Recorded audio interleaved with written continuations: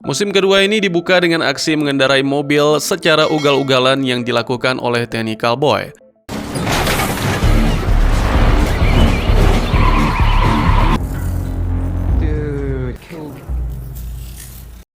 Technical Boy berhasil mengantar Mr. World ke Blackbriar dengan selamat. Perlu diketahui, Mr. World baru saja mengalami kekalahan telak atas perseteruannya dengan Wednesday, aka Odin. Kekalahan ini tentu saja menimbulkan dendam dan akan segera dibalaskan. Sebelum meninggalkan Technical Boy, Mr. World beri perintah, cari media, segera. Adegan selanjutnya menampilkan Wednesday, Shadow, Laura, dan Matt. Perjalanan mereka kali ini menuju ke House of Alex Jordan, sebuah tempat hiburan bergaya karnaval. Singkat cerita, Wade dan kawan-kawan sampai di depan gerbang House of Alex Jordan. Mereka disambut oleh pria dengan setelan rapi bernama Nancy. Mereka semua masuk ke dalam. Di dalam sudah ada Salim, Jin, dan Bilqis, sang dewi kematian. Jin memberikan koin untuk Wade, Nancy, dan Shadow, sementara Matt dan Laura dilarang masuk. Kemudian Wade dan Shadow memasukkan koin tersebut ke dalam mesin peramal. Setelah mendapatkan ramalan mereka masing-masing, keempatnya termasuk Bilqis yang sebenarnya tidak diundang masuk melanjutkan perjalanan ke dalam. Tak disangka, Wade kembali bertemu dengan teman lamanya, Zernobog dan Zoria. Setelah mereka saling menyapa, Wade langsung meninggalkan mereka dan mengajak Nancy, Shadow, dan Bilqis naik wahana komedi putar. Awalnya Shadow agak ragu menaiki wahana ini, namun setelah diyakinkan oleh dewa-dewi tersebut, Shadow akhirnya mau naik dan dalam sekejap keajaiban pun terjadi.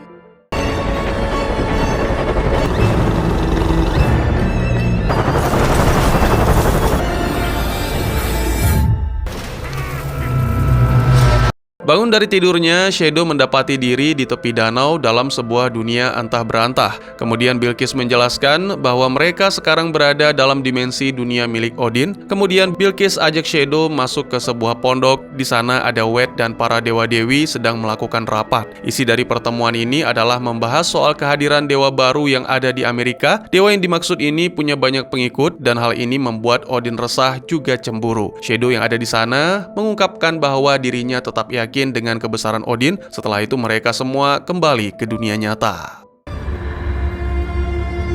Continued in what some call baby. Shadow masih tidak percaya dengan semua yang dialami barusan. Nancy yang mendengar ucapan tersebut tertawa dan mengatakan kalau mereka semua tidak pernah pergi kemanapun sedari tadi berada di bar. Di tengah acara kumpul-kumpul ini, tiba-tiba mereka dapat serangan dari Mr. World. Zoria tewas akibat terkena peluru dan Zernobog marah besar. Shadow yang merupakan asisten setia Wade tidak tinggal diam. Ia langsung keluar dan mencari penembak jitu yang tidak lain adalah orang suruhan Mr. World. Setelah menemukan sekaligus menghajarnya, Shadow diculik oleh cahaya putih dari langit.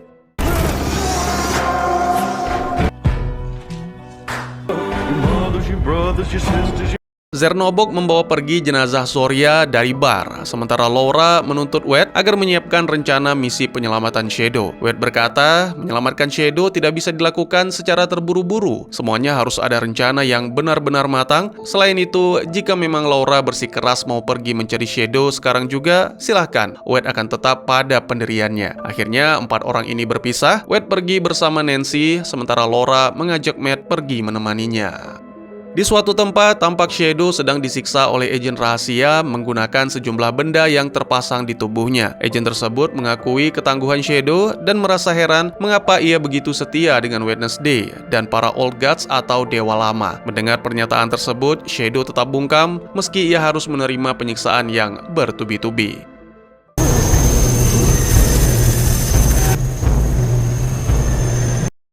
Bilqis bertemu dengan Mr. World membahas perseteruan antara dewa lama versus dewa baru. Sepertinya perseteruan ini akan menimbulkan perang besar. Mr. World mendesak Bilqis agar mau menentukan pilihan berdiri di sisinya atau Wednesday. Bilqis belum bisa menjawab dan hanya meneteskan air mata.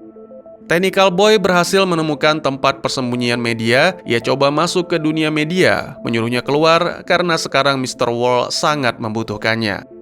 Laura dan Matt melakukan perjalanan untuk menyelamatkan Shadow. Sepertinya dua orang ini jarang bisa akur, ada saja topik pembahasan yang memicu perdebatan antara mereka. Saking serunya berdebat, mobil yang dikendarai Matt nyaris menabrak seekor sapi. Bahkan tak lama berselang, ban mobil mereka tertancap paku hingga Laura dan Matt terpaksa berhenti. Setelah selesai mengganti ban mobil, Laura dan Matt kembali meneruskan perjalanan. Ringkas cerita, peta membawa mereka sampai di sebuah jalan buntu dengan pemandangan bunga dan rumput yang terhampar luas. Akhirnya, Matt menggunakan kekuatan teleportasi yang ia miliki.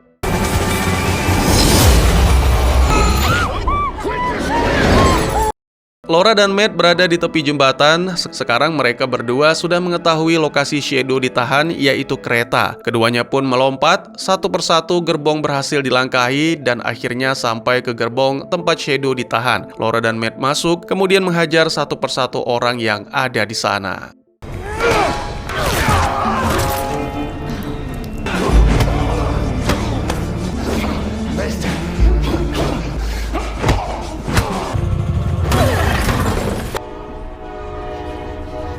Melihat sekilas perjalanan Wade dan Nancy, sama halnya seperti Laura dan Matt. Kedua orang ini juga kerap berselisih paham, sampai akhirnya Wade memarkirkan kendaraan di tengah jalur kereta. Ia membangunkan Nancy agar segera keluar dari mobil, entah apa rencana Wednesday, namun yang pasti ia menunggu kereta menabrak mobilnya.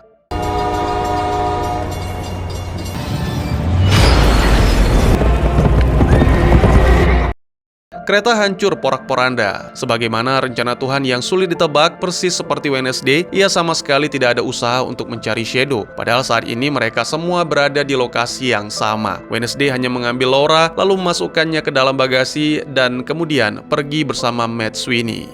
Shadow bangkit dari tengah puing-puing kereta yang telah hancur, kemudian ia berjalan menyusuri hutan, melewati malam, hingga pagi pun tiba. Shadow benar-benar lelah, dan akhirnya pingsan di pinggir kolam kecil.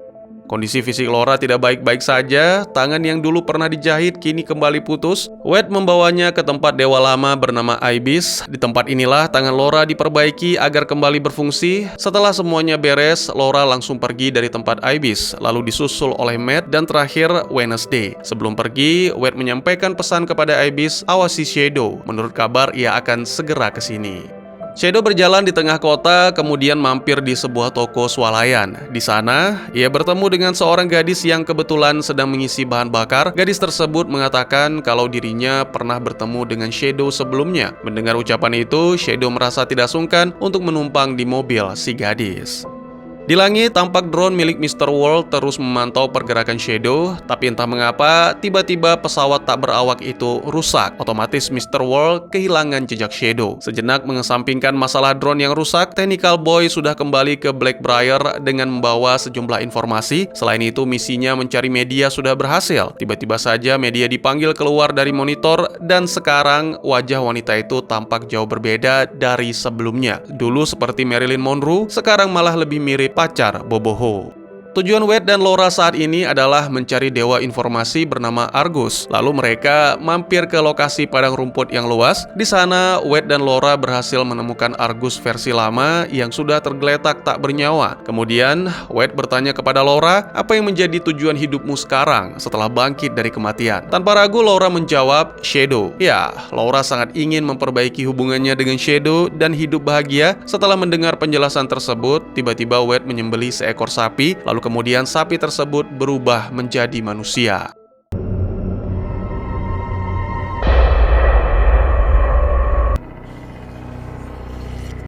Nasib sial dialami oleh Matt, kolektor koin itu tidak diajak oleh Wade dan Laura ke dalam misi mereka. Saat ini ia sedang kesulitan mendapatkan kendaraan setelah sebelumnya nyaris diterkam anjing di dalam mobil yang ia curi. Sekarang malah hampir dilalap api akibat tumpahan bensin di sekitar bot yang akan dicurinya.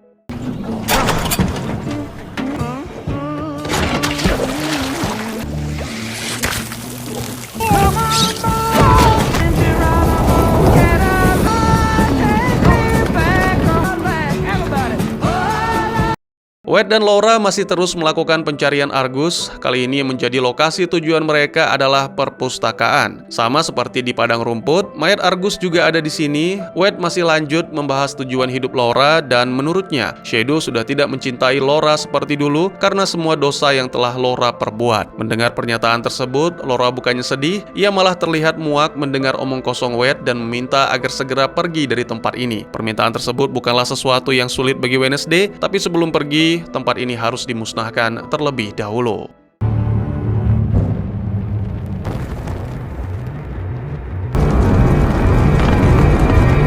Matt terlihat begitu lusuh dan sempoyongan di pinggir jalan. Untungnya bis milik sekelompok hippies berhenti dan memberikan tumpangan, padahal sebelumnya Matt nyaris ditabrak oleh kendaraan para nomaden ini.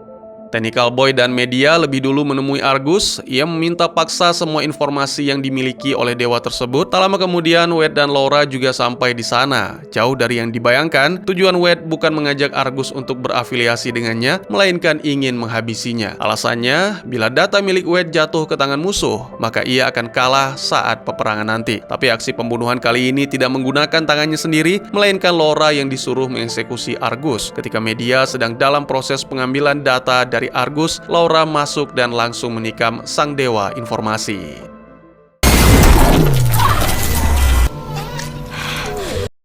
Argus sekarat dan Laura mengalami serangan jantung ringan. Tak ingin berlama-lama di tempat ini, Wade langsung pergi kembali ke kediaman Ibis. Kebetulan Shadow baru saja sampai di depan gerbang rumah Ibis di kota Kairo. Rupanya Wade sudah ada di sana menunggu kedatangan Shadow. Wade tahu betul kalau asistennya akan ke tempat ini untuk mencari Laura. Kemudian dengan tampang sedikit kesal, Shadow menanyakan kepada Wade, mengapa orang-orang tersebut mengejarku dan di mana Laura sekarang? Tanpa memberikan penjelasan yang detail, Wade hanya mengajak Shadow masuk agar bisa tidur supaya pikirannya tenang. Shadow mengalami mimpi yang cukup aneh. Ia didatangi oleh sosok wanita yang menyembuhkan semua luka di tubuhnya. Ketika Shadow bangun, seolah mimpi itu benar-benar nyata, semua luka di tubuhnya hilang. Shadow keluar kamar untuk menemui Ibis, si pemilik tempat. Ternyata baru diketahui kalau tempat ini adalah rumah duka dan bukan klinik atau rumah sakit. Tak lama kemudian, Wade muncul dan mengajak Shadow pergi untuk menyelesaikan sejumlah agenda mereka di hari ini. Belum lama Wade dan Shadow pergi, Bilqis datang dan rupanya Nancy ada di dalam. Topik pembahasan mereka kali ini masih soal perseteruan antara Wednesday dan Mr. World. Nancy dan Bilqis masih bimbang harus berdiri di pihak siapa, World atau Wade. Technical Boy dan media terlibat perdebatan soal kematian Argus. Sekarang mereka benar-benar bingung bagaimana cara mempertanggungjawabkan kegagalan misi di hadapan Mr. World. Tak lama kemudian, yang ditakutkan pun terjadi. Mr. World muncul dan minta penjelasan. Bagi Mr. World, satu-satunya cara agar dirinya bisa memenangkan perang melawan Wade adalah dengan data informasi. Sekarang rasanya mustahil World bisa menang karena Argus telah tewas. Akibat kegagalan ini, Technical Boy langsung diberi hukuman. Sight. I got a brand new. Bilqis dan Nancy datang menemui Ibis. Mereka masih membahas soal perang yang sebentar lagi akan terjadi. Secara garis besar, Nancy menyampaikan ada baiknya kalau mereka bertiga bersikap netral karena selama ini baik manusia ataupun para dewa tidak ada yang bersikap baik terhadap ras kulit hitam. Bilqis yang mendengar opini tersebut merasa setuju, sementara Ibis sendiri sedari awal memang tidak mau terlalu ikut campur soal perseteruan antara Wade dan World, meskipun dirinya terafiliasi dengan dewa lama. Memantau pergerakan Wade dan Shadow, saat ini mereka sedang sarapan di sebuah kedai kopi. Setelah selesai, Wade hendak pergi dari tempat ini, namun tiba-tiba ia dihadang oleh Threepenny Scout yang menyerahkan tagihan atas menu yang dipesan. Wade sebenarnya tidak perlu membayar karena namanya ada di dalam daftar tamu VVIP. Kapanpun Wade boleh datang ke sini dan memesan menu apapun secara gratis, tapi sayangnya hal tersebut tidak berlaku bagi Shadow karena namanya tidak ada di dalam daftar tamu VVIP. Sementara mereka belum bisa keluar dari tempat ini, Shadow menanyakan hal penting kepada Wade. Mengapa kau memilihku menjadi asistenmu? Mulanya Wade tidak begitu tertarik menjawab pertanyaan tersebut, tapi setelah didesak, barulah ia mau membeberkan alasannya. Kau adalah orang yang frustasi, tidak ada ambisi, tidak ada asmara, itulah sebabnya aku memilihmu, ungkap Wade. Tak lama kemudian, World muncul dan Threepenny Scout pergi dari sana. Mr. World langsung to the point menyalahkan Wade atas kematian Argus. Dewa Odin bergaya selebor ini tak mau kalah marah dan langsung membalas. "Kau juga sudah membunuh Zoria," ucap Wade kepada World. Di lokasi yang sama, muncul Mr. Money dan mereka pun menghampirinya. Secara implisit, baik Wade maupun World, mereka sama-sama sedang berusaha mengajak Money bergabung, berkontribusi dalam perang yang akan segera meletus. Money sepertinya tidak tertarik dan tetap memilih untuk bersikap netral. Tak berselang lama, Money pergi dari sana, lalu disusul oleh World yang juga ikut meninggalkan tempat itu. Mimpi aneh kembali dialami oleh Shadow, kali ini bukan tentang wanita, melainkan sebuah kehidupan di masa lalu.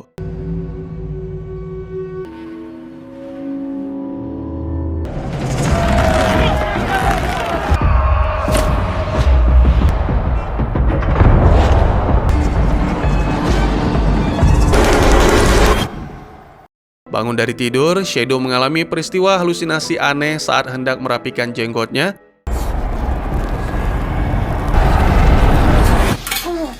Di kota, tampak Matt berjalan sempoyongan seperti orang tidak punya tujuan, lalu pingsan persis di bawah patung Santo Yudas. Secara kebetulan muncul Laura di sana, lalu mereka berdua pergi menemui teman Matt di sebuah bar. Sementara itu, hari ini agenda Wade sedikit berbeda dari sebelumnya karena ia ingin pergi sendiri tanpa ditemani Shadow. Rupanya Wade punya janji bertemu dengan Jin dan Salim. Kira-kira apa rencana mereka? Di kota Kairo, terjadi sebuah insiden kecil. Seorang pemuda pecandu obat happy diciduk oleh polisi. Usaha pemuda tersebut untuk melarikan diri sia-sia karena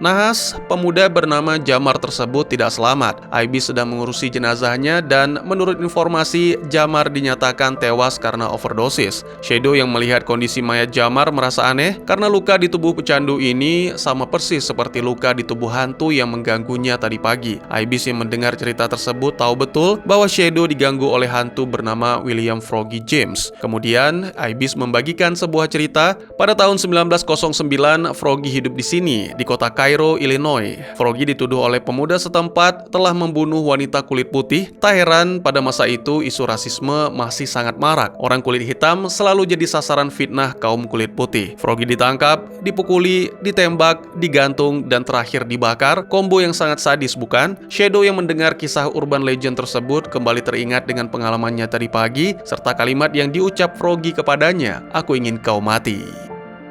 Ternyata rencana Wade hari ini adalah memperbaiki senjatanya yang akan digunakan untuk perang nanti. Bersama Salim dan Jin, Wade mendatangi kediaman Raja Kurcaci bernama Alphys. Sangat disayangkan setelah menempuh perjalanan jauh, Alphys rupanya tidak bisa memperbaiki senjata tersebut. Meski demikian, Alphys merekomendasikan tempat lain untuk mereparasi senjata dan Wednesday segera pergi dari sini. Shadow yang merasa sangat penasaran dengan ucapan Froggy mendatangi lokasi terakhir tempat Froggy tewas. Alasan Froggy menghantui Shadow hanya satu, ia ingin asisten Wade itu merasakan empati atas insiden yang pernah dialami olehnya serta kaum kulit hitam pada masa lalu. Kemudian Froggy membagikan semua bebannya kepada Shadow dan minta agar bisa dibagikan ke seluruh dunia.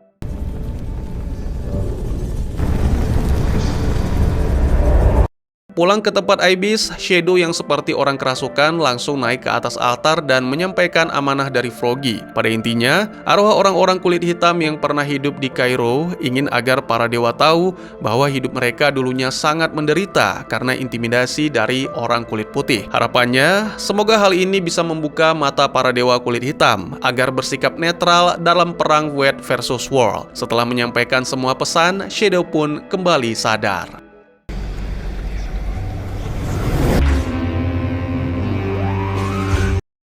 Laura dan Matt masih berada di bar. Mereka seperti terbuai dan betah berada di tempat ini. Bahkan dua orang ini sampai lupa dengan tujuan utama mereka. Laura kesal karena merasa semua ini adalah jebakan yang diciptakan oleh Wade. Selain itu, Laura juga kecewa terhadap Matt yang tidak berani memprotes perintah konyol dari Wednesday. Setelah mengeluarkan semua unek-unek, Laura pergi meninggalkan Matt untuk yang kesekian kalinya. Wade tidur nyenyak di dalam mobil dan bermimpi tentang kehidupan di masa lalu ketika dirinya masih aktif di opera. Karena tidurnya sudah terlalu lama, Shadow membangunkan bosnya tersebut, lalu mereka berdua masuk ke dalam pusat perbelanjaan. Agenda Wade hari ini melanjutkan urusan kemarin, yaitu mencari Sindri dan Dvalin, sebagaimana rekomendasi dari Alphys untuk memperbaiki senjatanya. Singkat cerita, Wade akhirnya bertemu dengan Sindri. Baginya, memperbaiki senjata Wade bukanlah perihal sulit. Namun Sindri mengajukan satu syarat sebagai imbalan. Ia sangat ingin memiliki jaket kulit yang pernah dipakai oleh Lou Reed. Bagi yang belum tahu, Lou Reed ini adalah vokalis band Velvet Underground yang populer di era 60-an. Wade kesal mendengar persyaratan tersebut karena tidak pantas Sindri mengajukan persyaratan kepada dewa. Ini benar-benar tidak wajar. Dengan berat hati, Wade menuruti keinginan si kurcaci sambil menggerutu kecil. Aku tidak sudi mengeluarkan uang sepeser pun demi jaket Lou Reed. Wade sampai di store tempat jaket Lou Reed dijual. Sedikit basa-basi dilakukan Wade dengan pegawai toko tentang sejarah jaket tersebut. Kemudian, Wade langsung membayar seharga 7.500 USD. Tentu ini adalah angka yang besar untuk sebuah jaket. Tiba-tiba Shadow muncul dan menyamar sebagai polisi, kemudian menangkap Wade. Ini tidak serius, melainkan hanya skenario murahan. Wade didakwa telah melakukan tindak kejahatan pengedaran uang palsu. Pegawai toko tersebut merasa bingung karena uang yang diberikan Wade menurutnya asli dan sudah dicek keasliannya. Shadow membantah hal tersebut dan bersikeras kalau uang dari Wade palsu. Akhirnya Dewa Odin itu dibawa ke kantor polisi setempat beserta dengan jaket Lou Reed yang akan dijadikan sebagai barang bukti. Ternyata baru diketahui jaket tersebut bukanlah untuk Sindri, melainkan Dvalin, karena dialah yang sebenarnya mampu memperbaiki senjata milik Wade. Ketika jaket Lou Reed diletakkan di tubuh Dvalin, kurcaci itu seolah mendapat kekuatan ekstra dan langsung memperbaiki senjata milik Wade, mengisi beragam sihir ke dalam tombak tersebut.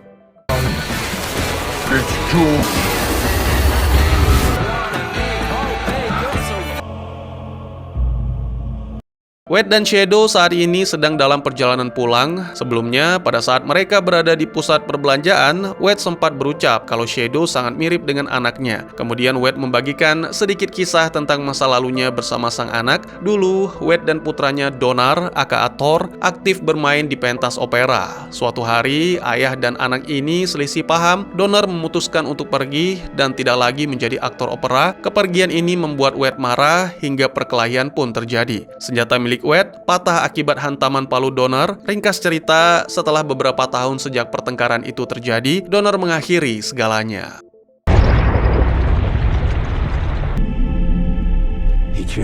Shadow secara kebetulan melihat Matt sedang tidur di bawah tower. Maklum, Matt memang hobi mabuk-mabukan sehingga ia sering tidak sadarkan diri dan tepar di sembarang tempat. Shadow langsung bertanya, apakah kau melihat Laura? Tak ada jawaban yang bisa diharapkan dari seorang pemabuk. Matt malah peringatkan Shadow agar berhati-hati karena tidak lama lagi ajal akan segera menjemputnya. Shadow kembali ke rumah Ibis. Di sana para dewa sedang berkumpul, termasuk Wade. Sepertinya Dewa Odin ini sudah sangat siap menghadapi Mr. World. Kekuatan sihir senjatanya sudah kembali sempurna, namun gagang tombaknya masih patah. Wade mengambil ranting pohon keramat, lalu membacakan sebuah mantra. Setelah selesai, senjatanya tersebut diberikan kepada Shadow dan memintanya agar dijaga dengan baik. Must be a Gumnia.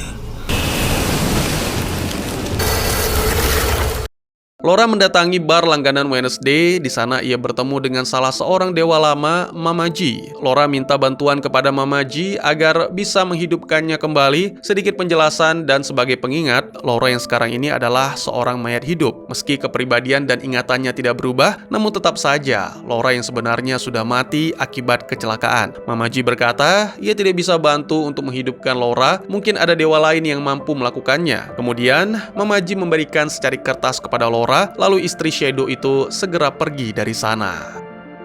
Matt kesal dan sudah muak menjadi budak Wade. Ia menemui Dewa Odin tersebut dan mengajukan permohonan mengundurkan diri. Wade tidak serta-merta mengabulkannya karena Matt masih dianggap punya hutang tugas yang belum selesai. Wacananya, Wednesday perintahkan Matt untuk menghabisi Laura sekali lagi. Mengapa demikian? Jawabannya sederhana, karena Laura dianggap hama yang terus-menerus mengganggu Shadow.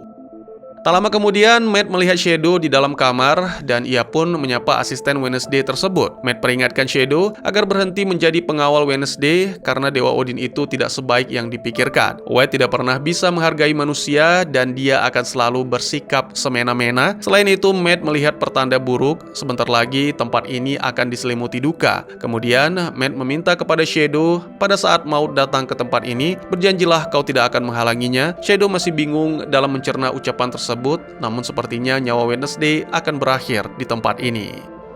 Matt mendatangi acara perjamuan terakhir yang dilakukan Wednesday bersama rekan-rekan. Tampaknya kekesalan Matt terhadap Wednesday sudah sangat memuncak dan ini adalah bentuk protesnya menentang kebijakan sang dewa. Ketika Matt mengambil tongkat milik Wednesday, Shadow dengan sigap menahannya, lalu kedua pria bertubuh besar ini bertarung.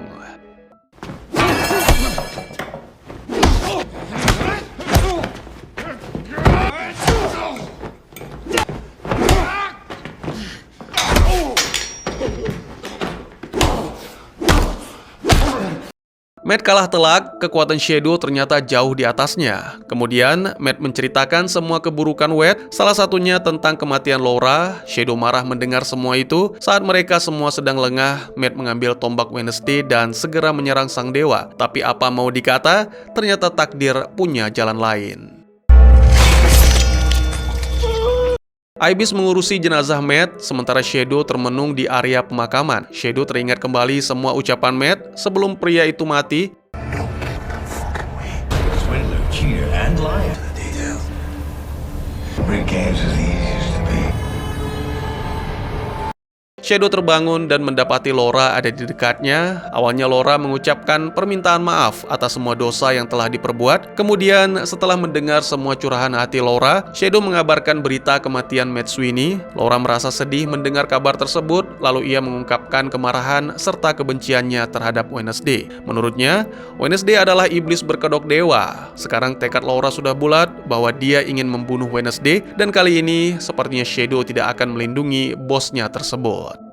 Laura dalam keadaan emosi masuk ke rumah Ibis dan mencari Wade. Tiba-tiba Bilqis muncul dan mengabarkan kalau Wade sedang tidak ada di sini. Singkat cerita, beberapa menit kemudian tersiar berita di televisi, Wednesday dan Shadow jadi buronan atas kasus pembunuhan. Wade saat ini sedang menyantap makanannya di sebuah restoran. Dari mimik wajahnya, Dewa Odin ini sama sekali tidak panik. Lain halnya dengan Shadow, pria bertubuh tinggi besar ini kaget dan panik melihat wajahnya terpampang di berita televisi. Semua ini terjadi akibat ulah media. Ya, para dewa baru atau New Gods melancarkan serangan menggunakan cara seperti ini, memanfaatkan media elektronik untuk menyerang lawan. Jelas, ini benar-benar di luar prediksi Wednesday. Tak cukup sampai di situ, media juga memasukkan wajah Salim dalam list buronan. Perlu diketahui, semua berita ini adalah hoax yang diciptakan oleh Dewi Media untuk menyerang Wednesday dan antek-anteknya. You're in center of full 24-hour staffing, and the noise of the impact was heard as something. Polisi datang menyerbu kediaman Ibis. Shadow yang masih dalam keadaan panik coba lari dari pintu belakang. Tiba-tiba akar pohon melilit kaki Shadow lalu menyeretnya. Mendadak penglihatan dan isi pikiran Shadow langsung berubah menampilkan kompilasi cuplikan kenangan pada masa kecil hingga momen pertemuan dengan Wednesday. Mama had a big affair.